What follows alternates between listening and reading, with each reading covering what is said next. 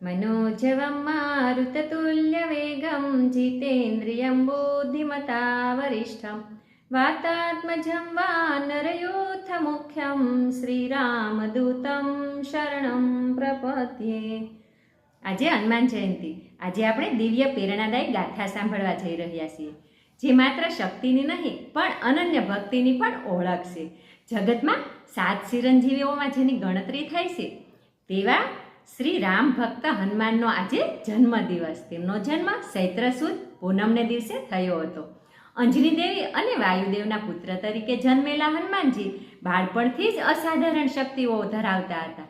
એક દિવસ જ્યારે હનુમાન ભૂખ્યા હતા ને, ત્યારે તેમને લાગ્યું કે આ આકાશમાં દેખાતો લાલ સૂરજ કંઈક મીઠું ફળ લાગે છે. તેઓ તો ઉસી કૂદ સલાંગ લગાવી અને સૂર્યદેવને ખાવા દોડી ગયા. એ જોઈને ઇન્દ્રદેવ ગભરાઈ ગયા અને તેમના ઉપર વજ્ર ફેંક્યો. એટલે હનુમાનજી તો બેભાન થઈ પડ્યા.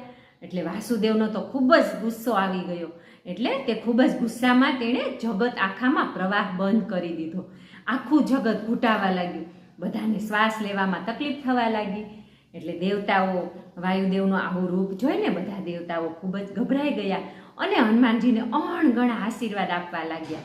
અઢળક આશીર્વાદ આપ્યા હનુમાનજીને કે અમરત્વ, અકાળ મૃત્યુ, મુક્તિ, અદ્ભુત બળ અને બુદ્ધિનું પણ વરદાન મળ્યું. આ રીતે હનુમાનમાં બળ બુદ્ધિનો વધારો થયો. જેમ જેમ સમય વીતતો ગયો તેમ તેમ હનુમાનજી મોટા થયા.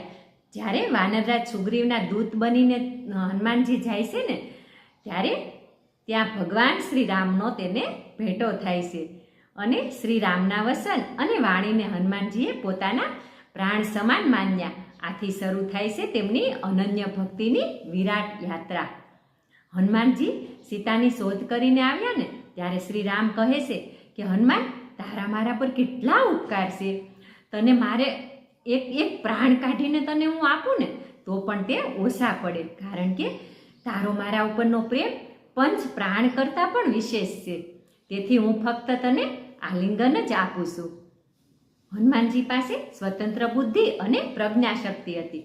લંકા દહન એક હનુમાનની મરકટ લીલા નહોતી, પણ વિચારપૂર્ણ કરેલું કૃત્ય હતું. હનુમાને પહેલાથી જ લંકાને રાક્ષસ પ્રજાનો આત્મવિશ્વાસ ખલાસ કરી નાખ્યો હતો. લંકા દહન કરીને હનુમાન યુદ્ધનું અડધું કામ પણ તેણે પૂરું કર્યું હતું. હનુમાન રામના પૂર્ણ ભક્ત હતા. રામનો તેમના ઉપર પૂર્ણ વિશ્વાસ હતો.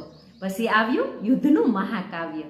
જ્યારે લક્ષ્મણને બાણ વાગ્યું ને, ત્યારે હનુમાનજી દ્રોણાગિરી પર્વત પર ગયા અને ત્યાં જઈને જોયું તો બહુ બધી જડીબુટીઓ હતી. એટલે હનુમાનજી છે તે જે સંજીવની જડીબુટી લાવવાની હતી તે ઓળખી શક્યા નહીં. એટલે તેણે શું કર્યું આપણે બધા જાણીએ છીએ કે તેણે આખો પર્વત ઉસકી લીધો અને આખો પર્વત ઉસકી અને તે લાવ્યા. રાવણના મર્યા પછી પણ સીતાને જ્યારે સંદેશો આપવાનો હોય છે ત્યારે રામ હનુમાનને જ મોકલે છે, કારણ કે સીધા હર્ષના સમાચાર મળે ને તો કદાચ હૃદય બંધ થઈ જાય. અને અયોધ્યામાં જ્યારે પ્રવેશ કરતા હતા ને, તે પહેલાં પણ ભરતના ચહેરા પરના હાવભાવ અને એમના આગમનથી કંઈ વિકાર તો નથી થયા ને, તે જોવા માટે પણ હનુમાન રામને મોકલે છે. કારણ કે મહત્વની કામગીરી પૂર્ણ બુદ્ધિ ચલાવીને હનુમાન જ કરી શકે. રામ હનુમાનને પૂછે છે કે તારે શું જોઈએ છે, તું મને કહે એમ. ત્યારે હનુમાનજી કહે છે કે મને તમારા પરથી પ્રેમ ભક્તિ ઓછી ન થાય તથા રામ સિવાય બીજે ભાવ નિર્માણ ન થાય, એટલું જ મારે પ્રભુ જોઈએ છે એમ. ધન્ય તે હનુમાનને અને ધન્ય તે અંજનીને જેના પેટે હનુમાન જન્મ્યા.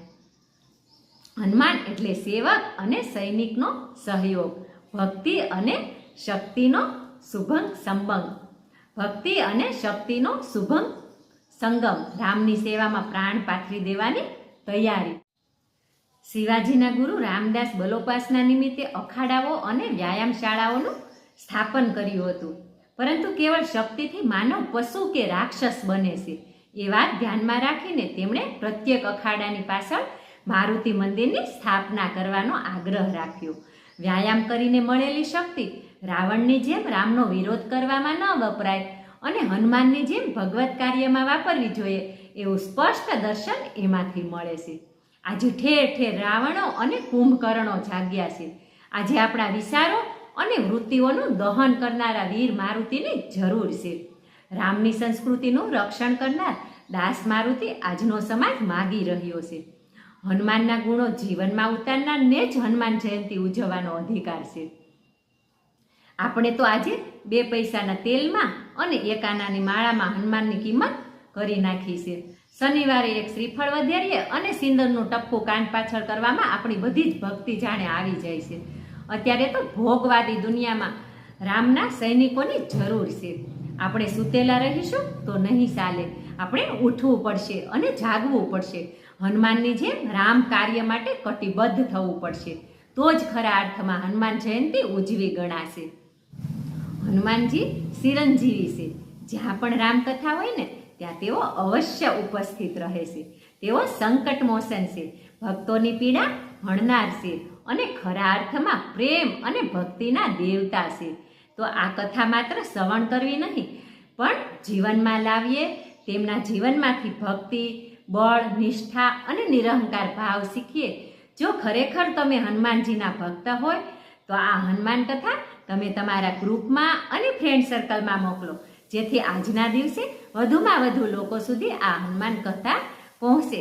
અને મારી વાતો તમને કેવી લાગે છે તે કમેન્ટમાં જણાવજો. હનુમાન કથા તમને સારી લાગી હોય અને હજુ પણ આપણા તહેવારો, આપણી સંસ્કૃતિ, મોટિવેશનલ વાતો, હેલ્થ ટિપ્સ, આરોગ્યલક્ષી ફાયદા, સુવિચાર કે કંઈક જાણવા જેવું જો તમે જાણવા માંગતા હોય તો તમે મારી ચેનલ સાથે જોડાયેલા રહો.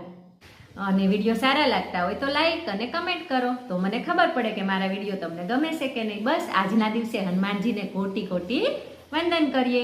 અને તમને પણ હનુમાન જયંતિની ખૂબ ખૂબ શુભકામનાઓ. દાદા બધાને બળ, બુદ્ધિ અને વિદ્યા આપે તેવી પ્રાર્થના. બોલો શ્રી હનુમાનજી મહારાજની જય, રામચંદ્ર ભગવાનની જય.